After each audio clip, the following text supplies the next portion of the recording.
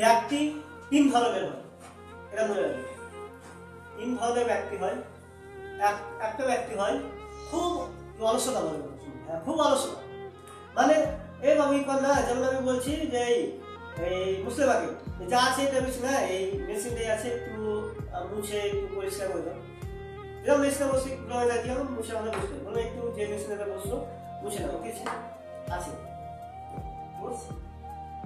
হিসাব তো করবোই। হ্যাঁ মুছছি তো, মানে যা আছে বসে থাকবো, মোবাইল দেখছি বা কপি করছে, খাবে উঠেছে করছি স্যার, মানে এত অলসতা ভাব যে আছে, এরকম এক ধরনের ব্যক্তি পাওয়া যাবে দেখবেন, মানে বলবো কিন্তু করবে না, কিন্তু এইরকম থাকবে।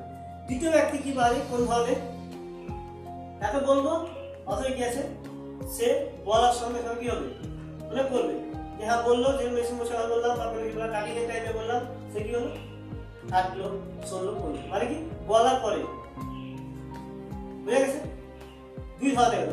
আর এক ধরনের ব্যক্তি পাওয়া যায় যে সবসময় আকারে চাহিদা মধ্যে থাকবে, বলার আগেই এত এক্সাইটেড, এ কাল বিয়ে আছে, বিয়ের মধ্যে না যে আছে, ও বল ডাকবে না যে নাচতে লাগবে, আপনার এক্সাইটেড এত চাহিদা, মানে কি তিন ধরনের ব্যক্তি হয়।